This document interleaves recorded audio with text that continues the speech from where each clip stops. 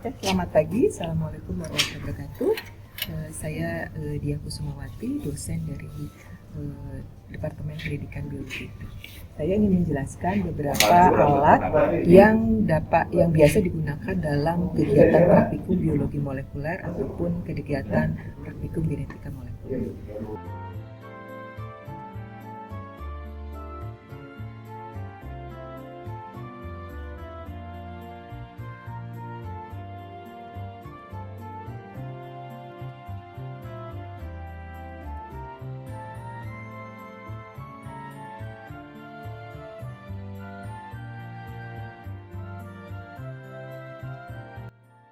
Sebelum menjelaskan alat-alat yang lain, saya ingin menjelaskan bagaimana menggunakan mikropipet. Ini mikropipet ini sebenarnya sama seperti pipet biasa, ya. Jadi bulb ini fungsinya sama seperti mikropipet. Jadi kita kalau mau menggunakan pipet Pasteur, kita akan pencet bulbnya dahulu, kemudian memasukkan ke dalam air, baru kita tarik, kita lepas, baru kita tarik, dan ini airnya akan tersedot. Hanya kelemahannya alat pipet Pasteur ini kita tidak bisa mengukur volumenya. Perbedaannya dengan mikropipet, ini bisa mengambil sampel yang volumenya di bawah 1 mili atau di bawah 1000 mikroliter. Jadi ini adalah pipetnya. Ini ada kalau kita lihat alatnya di sini, ini adalah volume yang kita mau berapa. Ya, di sini minimal adalah 100, namun maksimalnya adalah 1000. Jadi kita tinggal atur kita mau mengambilnya berapa. Ya, kita ambil misalnya ini adalah 850 mikroliter. Nah, alat ini kalau kita lihat caranya, kita pencetan pertama itu seperti kita memencet ini pertama. Kita pencet, ini sama kita pencet. Lalu ada pencetan kedua. Namun kita tidak memencet sampai yang kedua, kita hanya memencet yang pertama, ya. Jadi kita rasakan dulu alatnya, kita kenali alatnya. Lalu alat ini yang satu lagi ini untuk mengeluarkan tips. Nah, tips yang ada di sini itu ibaratnya seperti pipet Pasteur yang di sini.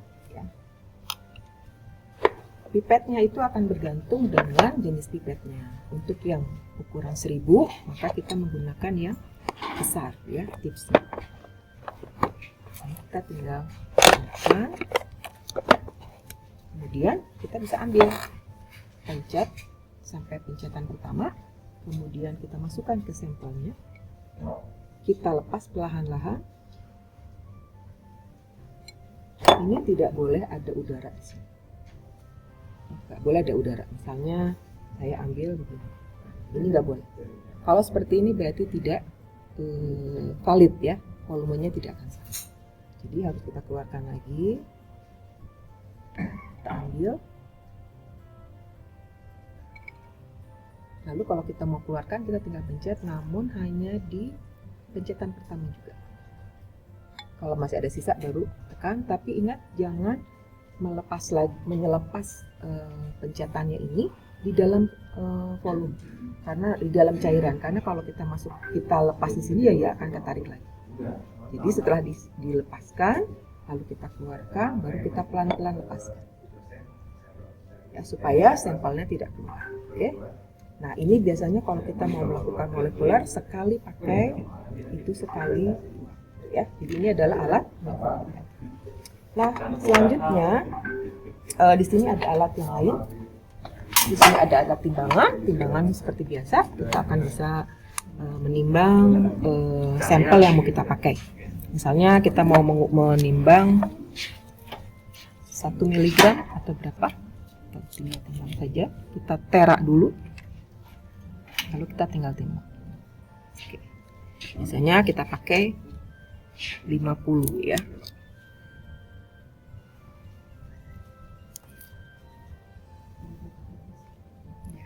Kita 55. Lalu kita masukkan sampelnya ke sini. Ya, ini alatnya mortal.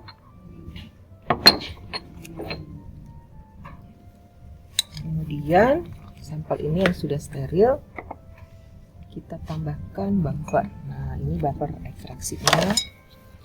Jadi kita akan ambil 200.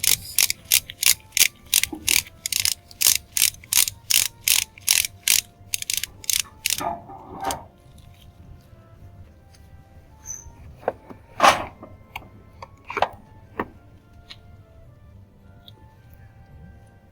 jangan terlalu dalam, hanya di atas, dimasuk sedikit saja agar sampelnya tidak terlalu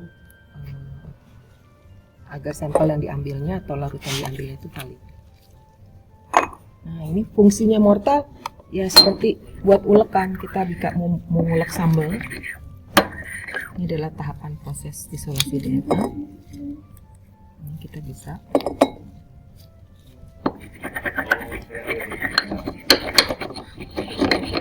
ini harus cepat tapi harus hancur.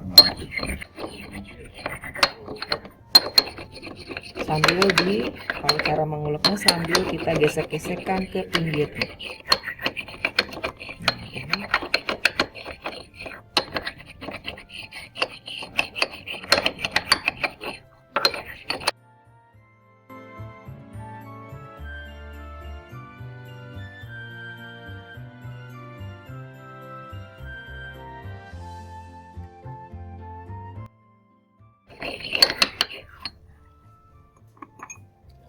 Selanjutnya kita tambahkan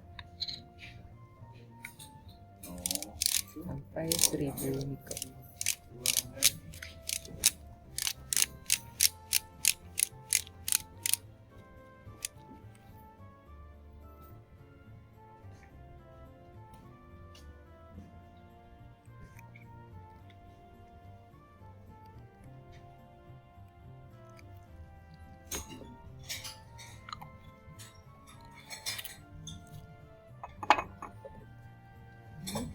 Kita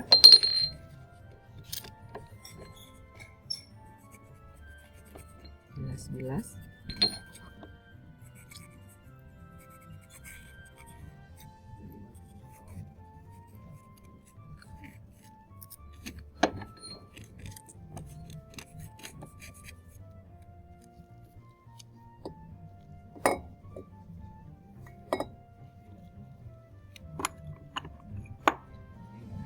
Masukkan ke dalam tabung. Nah, ini adalah tabung seperti tabung reaksi tapi ukurannya kecil. Kalau kita lihat di sini ada ukurannya ya, dari di sini 100, 250, 500, lalu 750, 1000 dan sampai 2 mili. Ya, di sini sampai 1,5 mili. Volumenya ini maksimal 1,5 mili atau 1500 mikroliter. Ini kita pindahkan semua sampelnya ke sini karena kita akan saat ini tahapannya adalah memisahkan atau mengendapkan sisa-sisa daun yang tadi sudah kita gerus, karena tujuannya kita mau mengambil DNA. Ini tadi yang kita masukkan itu adalah buffer ekstraksi.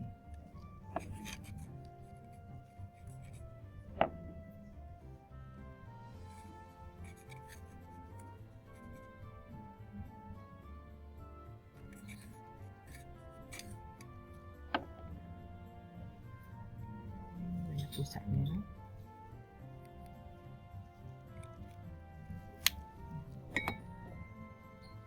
Selanjutnya, sampel ini akan kita masukkan ke alat yang disebut sentrifuga, tapi karena ukurannya kecil, kita sebutnya adalah mikrosentrifuga. Hal pertama yang harus kita ingat dalam penggunaan sentrifuga atau mikrosentrifuga, bahwa harus selalu balance. Posisi tabung, jika 2, maka dia posisinya harus seperti ini, harus balance, dan volumenya pun harus balance.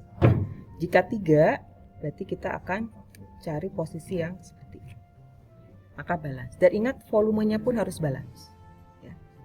Oke, nah ini karena sampelnya hanya 1, maka kita harus mencari penyeimbang. Ini kita hitung dulu volumenya berapa.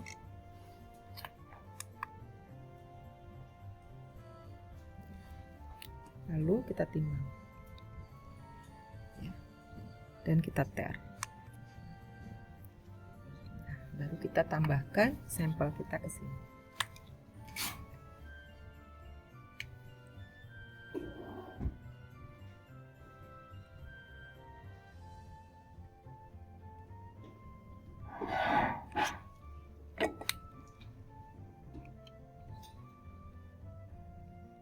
ini kelebihan, kita ambil.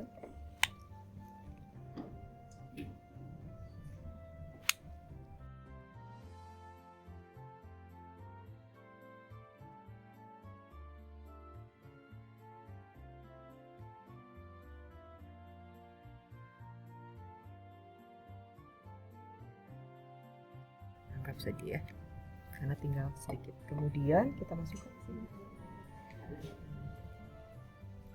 Jadi harus seimbang. Posisinya juga sama ya, yang luar dan yang dalam. Alat ini kalau yang besarnya atau yang lebih canggih dari ini, ada pengatur kecepatan dan ada pengatur menitnya, waktunya. Kalau ini tidak ada, dia hanya mengatur kecepatan saja. Kita tutup, yang rapat harus sampai rapat, kemudian kita atur kecepatan. Kita kecepatan maksimum.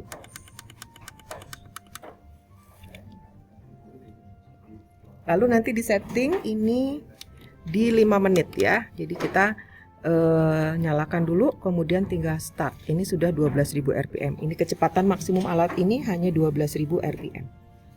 Kita tinggal pencet. Nah, kapan waktu dihitung mulainya? Itu sampai suaranya stabil.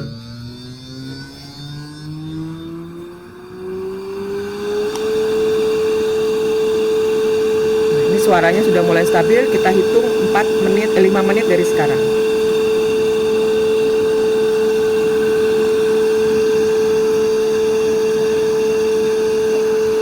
Sambil kita menunggu proses sentrifuganya, saya akan menjelaskan bagaimana menggunakan alat PCR. Ya. Untuk alat PCR kita menggunakan tabung yang sangat kecil, ukurannya hanya 0,2 mili atau 200 mikroliter. Ini hanya 200 mikroliter. Ini alatnya. Alat ini walaupun mini, namun akurasinya sama dengan alat yang besar. Perbedaannya itu hanya perbedaan waktu saat naik atau turunnya suhu saja. Nah, di sini ada apa? Ada sumur-sumur buat menyimpan alat tabung PCR-nya. Ini kita bisa simpan di sini, ya. Kemudian kita tutup, lalu kita tekan supaya tidak ada penguapan. Ini bisa bisa disambungkannya ke HP ataupun ke komputer. Jadi ini disambungkan ke komputer. Kita lihat, kita sudah download softwarenya, yaitu software Mini PCR. Nah, lalu sekarang tinggal kita cek. Ini kebetulan sudah ada yang program yang sudah jadi. Misalnya kita cek di sini, ini ada edit, ya. Nah, ini kita bisa isi.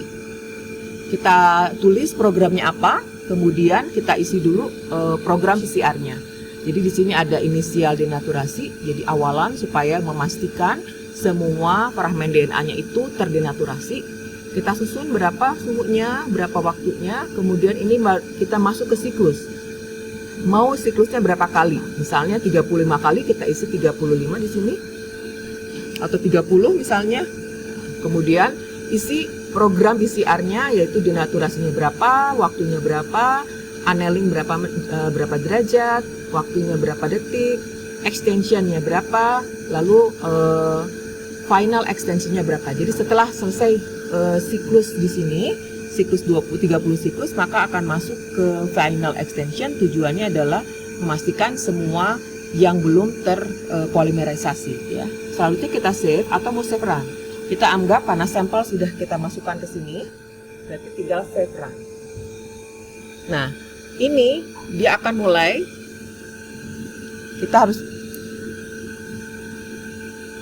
Dia akan mulai memanaskan tutupnya, lidnya, ya. Nanti dia harus sampai panas dulu, baru nanti programnya jalan. Dia terus akan naik. Lihat nanti di sini, dia suhunya naik terus. Dia akan naik, ya, suhunya naik terus. Lihat di sini, sampai suhunya mencapai 94 derajat. Baru nanti programnya akan mulai.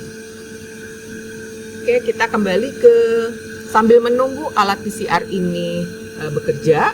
Di sini lidnya sudah menunjukkan hot, ya, artinya sudah panas. Kalau kita pegang tutup di sini, ini akan panas. Ya, jadi hati-hati jangan dipegang. Ini nanti dia akan terus naik ya, suhunya berapa. Sekarang kita sambil menunggu proses pemanasan tutup, kita akan masuk lagi ke mikrosentrifuge ya. Hasil bagaimana hasilnya setelah diendapkan. Matikan saja. Ini kita akan lihat. Nah, ini hasil endapan. Ini adalah hasil endapan. Ya. Ini tadi daun yang sudah dihancurkan. Nah, di cairan ini ada material genetiknya.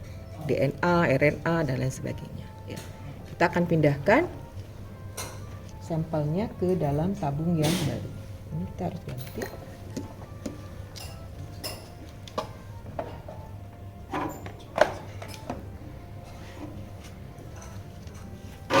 Kita pindahkan 500, sebanyak 500, karena ada busa harus hati-hati untuk masukkan ke tabung yang baru.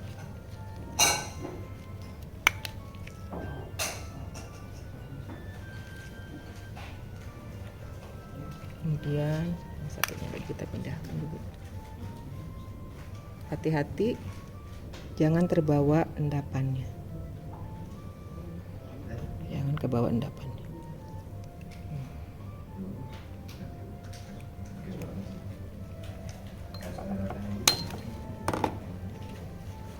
Selanjutnya ini adalah proses presipitasi. Ini sebenarnya semuanya sambil bagaimana menggunakan alat ya.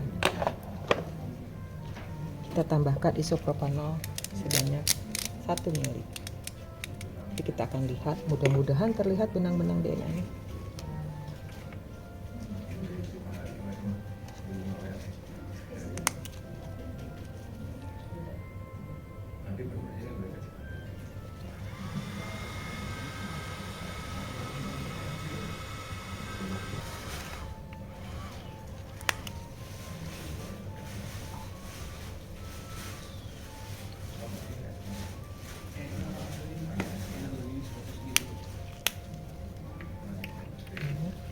Mudah-mudahan ada ya. Ada nggak?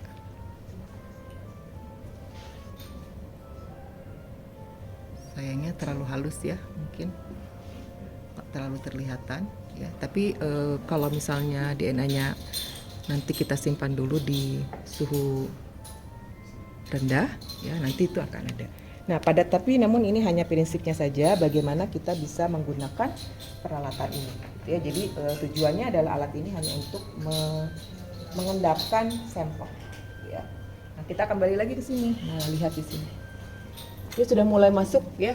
Tadi suhunya sudah naik.